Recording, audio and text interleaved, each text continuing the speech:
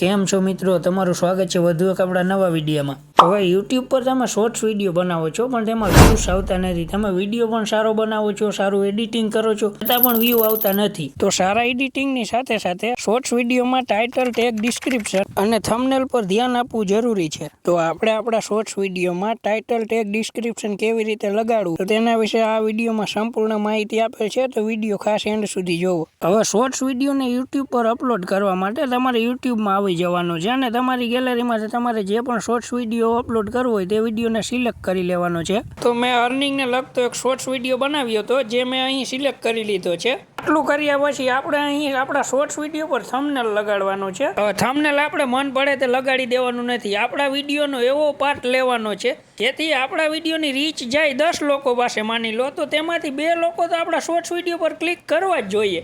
તો શોર્ટ્સ વિડીયોમાં થંબનેલ લગાડવા માટે તમારે અહીં સિમ્પલ પેન્સિલના આઇકન ઉપર ક્લિક કરવાનું છે।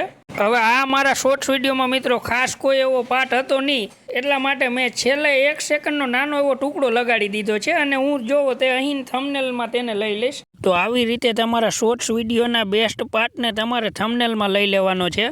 હવે થંબનેલ સિલેક્ટ કર્યા પછી અહીં રાઈટ પર ક્લિક કરી દેવાનું છે। હવે જેવું જ રાઈટ પર ક્લિક કરશો એટલે તમે જોઈ શકો છો કે આ મારા શોર્ટ્સ વિડીયો પર થંબનેલ લાગી ગયું છે। ત્યારબાદ અહીં તમારે તમારા વિડીયોનું ટાઇટલ નાખી દેવાનું છે અને એક હેશટેગ નાખી દેવાનું છે। ત્યારબાદ સિલેક્ટ ઓડિયન્સ અને જે પણ તમે સિલેક્ટ કરતા હોય તે તમારે સિલેક્ટ કરીને આ શોર્ટ્સ વિડીયોને અપલોડ કરી દેવાનો છે। આટલું કર્યા પછી તમારે YT સ્ટુડિયોમાં આવી જવાનું છે અને ત્યારબાદ આપણે જે શોર્ટ્સ વિડીયો અપલોડ કર્યો હતો તે વિડીયોને અહીં આપણે લઈ લેશું અને તેમાં આપણે એડિટનું ઓપ્શન સિલેક્ટ કરી લેશું। હવે તમારે આ ટાઇટલને કોપી કરી લેવાનું છે અને ત્યારબાદ ડિસ્ક્રિપ્શનમાં આ ટાઇટલને પેસ્ટ કરી દેવાનું છે, જો આવી રીતે। હવે ત્યારબાદ પેસ્ટ કર્યા પછી તમે અહીં યોર ક્વેરીઝ લખી આટલું કર્યા બાદ ક્રોમ બ્રાઉઝરમાં રેપિડ ટેગ નામની વેબસાઇટને તમારે ખોલી લેવાની છે। હવે આ વેબસાઇટ ખોલશો એટલે તમને ટેગ જનરેટ એવું ઓપ્શન દેખાશે, તેમાં તમારા વિડીયોનું અહીં ટાઇટલ પેસ્ટ કરી સર્ચ આપવાનું છે। જેવું જ સર્ચ આપશો એટલે તમને અહીં ઘણા બધા ટેગ દેખાશે। હવે સિમ્પલ તમે નીચે આવશો એટલે કોપી ટેગ દેખાશે, હવે ત્યાં ક્લિક કરીને આ બધા જ ટેગ કોપી કરી લેવાના છે આવી રીતે।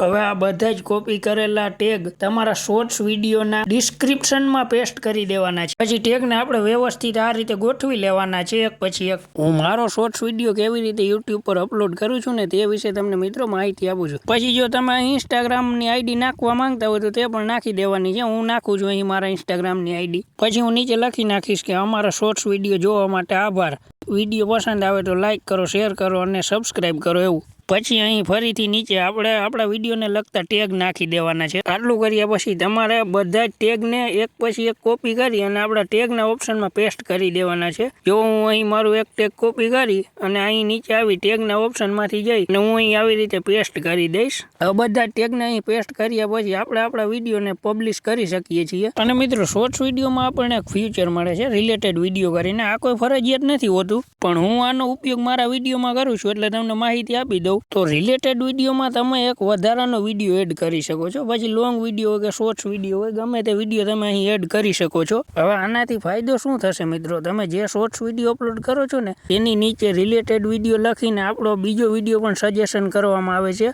હવે આપણી ઓડિયન્સને તે વિડીયો જોવો હોય છે તો તેના પર તે ક્લિક કરશે એટલે તે વિડીયો સીધો જ તેના મોબાઈલમાં પ્લે થઈ જશે। તો આપણે રિલેટેડ વિડીયોમાં વિડીયો એડ કરવા માટે તેના પર ક્લિક કરી લઈએ। હવે જેવું જ તમે તેના પર ક્લિક કરશો ને એટલે મિત્રો તમને વિડીયો સિલેક્ટ કરવાનું ઓપ્શન મળશે, તો તમે જે પણ વિડીયો એડ કરવા માંગતા હોય તે વિડીયોને સિલેક્ટ કરી લેવાનો છે, પછી સેવ કરી દેવાનું છે। હવે જો તમે રિલેટેડ વિડીયોમાં વિડીયો એડ કરો છો ને તો જોવો મિત્રો આપણા શોર્ટ્સ વિડીયોની નીચે આવી રીતે એક વધારાનો વિડીયો આપણી ઓડિયન્સને દેખાય છે અને આનાથી પણ આપણા શોર્ટ્સ વિડીયોમાં વ્યૂ આવવામાં ફાયદો થાય છે। હવે હું મારા દરેક શોર્ટ્સ વિડીયોમાં રિલેટેડ વિડીયોનો ઉપયોગ કરું છું અને તેનાથી તમે જોઈ શકો છો આ મારા એક શોર્ટ્સ વિડીયો પર 2 વ્યૂ આવ્યા છે, તો એ વ્યૂ મારે રિલેટેડ શોર્ટ્સમાંથી આવેલા છે, એટલે આનો ઉપયોગ કરવાથી પણ આપણા શોર્ટ્સ વિડીયો પર વ્યૂમાં વધારો થઈ શકે છે મિત્રો। બસ મિત્રો આજના વિડીયોમાં આટલું જ, ફરી મળીશું નવા વિડીયો સાથે। અને મિત્રો તમને અમારો આ વિડીયો ઉપયોગી લાગ્યો હોય તો વિડીયોને લાઇક, શેર અને ચેનલને સબસ્ક્રાઇબ કરવાનું ભૂલશો નહીં।